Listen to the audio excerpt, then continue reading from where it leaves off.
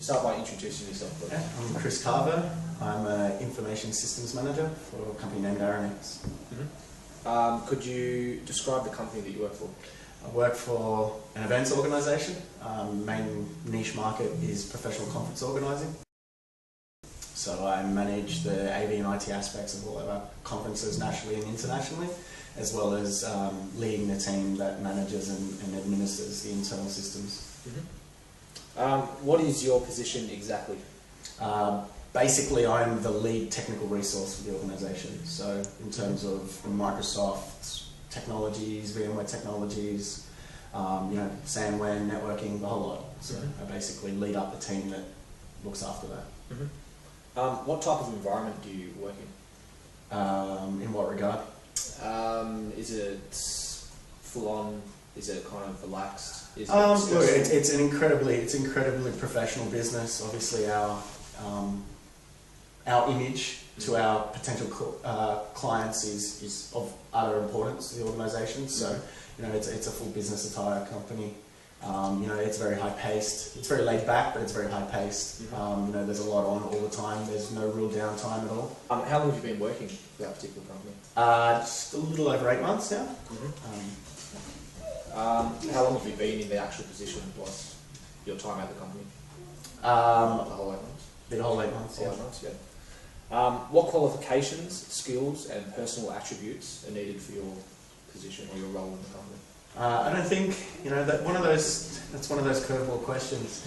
I don't think any particular one attribute nor the credentials will provide you any job in IT. I think a lot of it is all experience and knowledge.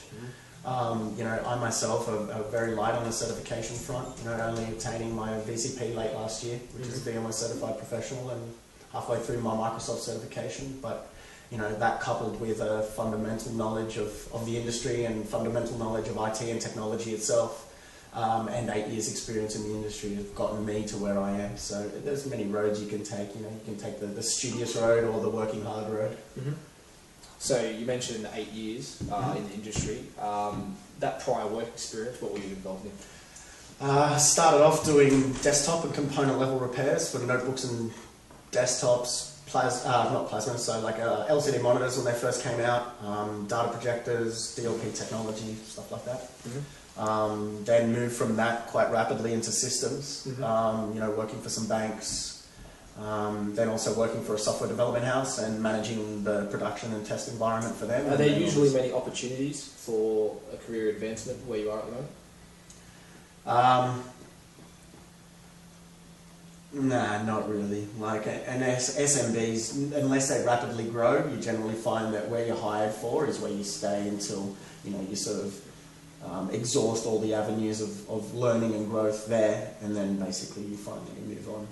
The position you're currently in, what kind of opportunities does that present, such as going overseas and that sort of thing? Do you find that it's very... I travel extensively. Oh, you mean to travel for work or travel for opportunities? No, travel for work. You travel a lot. Yeah, I'm constantly travelling. Obviously, I've had to kick back disappointment a few times to travel to Melbourne. I've been travelling extensively this year nationally. I've done 6 or 7 trips already. Some of them 8 and 9 days at a time. How might university graduates find employment within the career that you're in? So systems and infrastructure. Look, honestly, base fundamental knowledge of IT is paramount to get to where I am and to do what I do on a daily basis. I think that everyone that really wants to follow that systems path and that high-end infrastructure needs to go through a bigger organisation, like a large multinational corporation, and start at the bottom, start at a service desk or a bottom level help desk, and just get their feet wet basically. Get the knowledge, get taught by people. You'll find that most people in IT are more than happy to knowledge transfer and provide you any and all experiences that they have obtained over their years. So like starting at the bottom, working Does hard. Does your role require a lot of communication? Are you communicating with people on a regular basis, or do you get a task and work on it? It's a little bit different now. Obviously, my prior experience was mainly systems based, where it was all deliverable based. So you'd be assigned a project or a set of deliverables, and you'd basically sit there and work to your own devices and means until you achieved the goal that was set for you. Now it's a lot different because of the inclusion of managing IT and AV for conferences and technology for conferences, and having to obviously deal with venues, the organising committee for the conference itself, plus also supplier liaison. There's definitely a lot of communications. There's a high element of communications in what I do. Currently, what methods of communications do you use in order to fill that requirement? Is it more so email or face-to-face? Depends. It depends on the sort of nature of what it is that I need. Obviously, when you're dealing and liaising with suppliers, it's best to have everything in writing, so you've got like a trace of emails or a trace of something to refer to when when the event kicks off or whatever it happens to be. So you've always got something there to reference against. But no, I find that like I said, it all depends. If we outsource, so like we just outsourced our PABX upgrade, which is a phone system upgrade, to a company in Melbourne, and I did most of my communications with him via Skype actually, and just IMing via Skype or phone call conversations via Skype. But like I said, it depends on the current project. What I'm working on and who I'm liaising with. So obviously you believe that regular communication is vital with any part of the role. I think that any part of any role, anywhere, communication is the most important, one of the most important parts.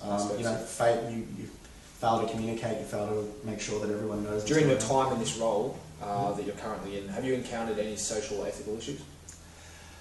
It was definitely a culture shock. Everyone's a lot more lively and bubbly in events, and they're a little bit more outgoing and a little bit more, I don't know, crazy for lack of a better term. And that suits me well. But from coming from a strict IT background, it was definitely a culture shock.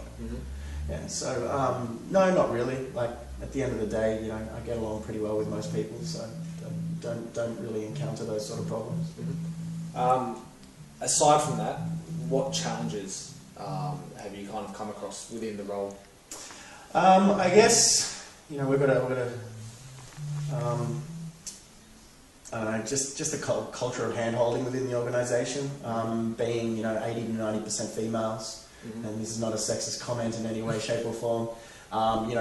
You find that IT being heavily male-dominant, most of the guys or most of my predecessors had been more than happy to assist on all aspects, whether it was tying their shoelace or down to the finer keys. And I come from a more IT services background where it's you need to educate your users to have a productive service team and service operations team. So that's been hard, and overcoming that and retraining the engineers below me's mindset as to how and which to deliver quality support to the users without compromising on that quality customer service in the same aspect.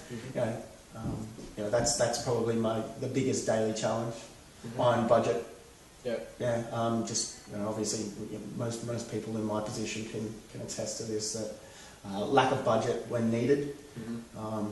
Infrastructure upgrades need to be ongoing, and if you don't continue to upgrade them, you fall behind the 8 ball and end up having to spend more. So it's all an ongoing project, really. Within the role that you're currently in, including the things you've just mentioned, not only as a professional but personally, do you believe that you've grown as a person? Yeah, definitely. IT it's one of the only business units within most organisations that touches and interfaces with every other business unit. Doesn't matter what sort of line of business the company's in. So dealing with different people of different walks of life has obviously broadened my perspective and obviously made me an easier person to deal with on a daily basis.